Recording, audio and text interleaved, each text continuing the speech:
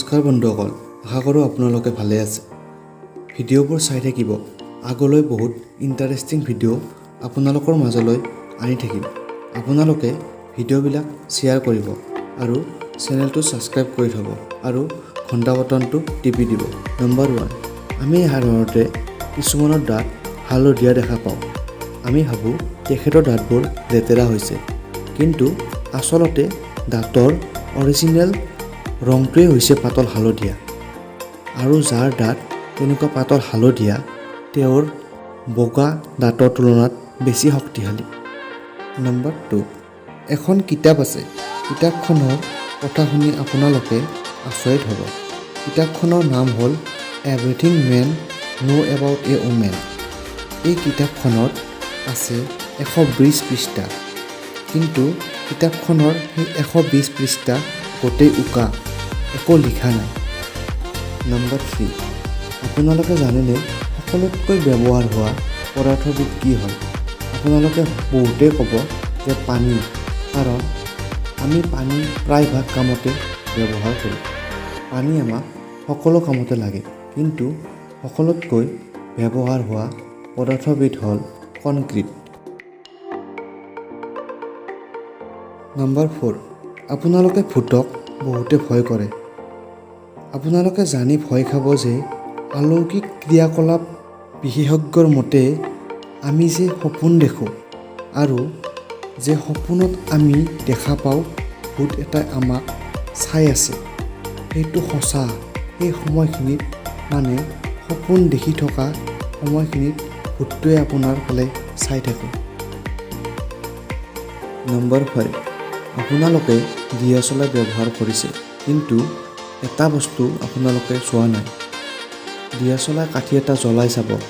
জ্বলোৱাৰ পিছত বেৰত তাৰ যিটো ছাঁ থাকিব, অকল DSLR কাঠিডালৰহে ছাঁ থাকিব। জুইখিনিত ছাঁ নাথাকে, মানে জুইত ছাঁ নাই। কাৰণ জুই হ'ল এটা নিজে পোহৰৰ উৎস। যেতিয়া জুইৰ ছাঁটো আপুনি বেৰত চাব খোজে, তেতিয়া জুইখিনিৰ মানে DSLR কাঠি বুলি ক'লে সহজে বুজিব। DSLR কাঠিডালৰ পৰা পোহৰটো গৈ ছাঁটো আৰু ঢাকি দিয়ে, সেইকাৰণে জুইৰ ছাঁ নাই।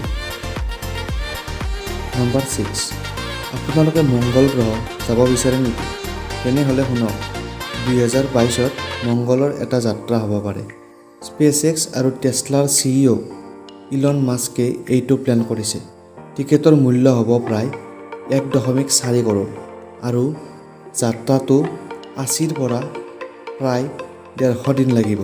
আৰু ৰকেটখনত এনেকুৱা এটা কক্ষ বনাব য'ত জিৰ' গ্ৰেভিটিত গেম খেলিব পাৰিব। এখন ৰকেটত 100জন মানুহ যাব পাৰিব। নম্বৰ 7, যদি আপোনালোকক সোধা যায় যে সূৰ্য আগতে আছিল নে পৃথিৱী, আপোনালোকে নিশ্চয় ক'ব যে সূৰ্য। কিন্তু সূৰ্যতকৈও পৃথিৱীতকৈও আগতে আছিল পানী। নম্বৰ 8, আপোনালোকে মন কৰিব বুঢ়া মানুহবোৰে পুৰণি গানবোৰ শুনি ভাল পায়, কাৰণ আমি যিমানে ডাঙৰ হৈ গৈ থাকোঁ, আমাৰ মগজুৰ নতুন ধৰণৰ গানবোৰ পচন্দ নোহোৱা হৈ গৈ থাকে। সেইকাৰণে বুঢ়া মানুহে সদায় পুৰণি গানবোৰ শুনি ভাল পায়। নম্বৰ 9, আপোনালোকে হয়তো নাজানে আমি যে ফ্ৰিজত বৰফ হ'ব দিওঁ, তাত বৰফখিনি বগা হয়, কিন্তু যদি আপুনি গৰম পানী অলপ তেনেকৈ বৰফ হ'ব দিয়ে, সেই টুকুৰাকেইটা ট্ৰেন্সপাৰেণ্ট হয়। নম্বৰ 10, আপোনালোকক কওঁ যে যদি আপুনি এজন পুৰুষ ব্যক্তিক জানিব বিচাৰিছে, তেওঁক অকলে থকা সময়ত অবজাৰ্ভ কৰক। আৰু যদি আপুনি মহিলা এগৰাকীক জানিব বিচাৰিছে, তেন্তে তেওঁক আপুনি তেওঁৰ লগৰ লগত থকা সময়ত অবজাৰ্ভ কৰিব। তো বন্ধুসকল, আজিলৈ ইমানেই। যদি ভিডিঅ'টো ভাল লাগিল তেনেহ'লে লাইক, কমেণ্ট আৰু শ্বেয়াৰ কৰি দিব। লগতে চেনেলটো ছাবস্ক্ৰাইব কৰি দিব। ধন্যবাদ।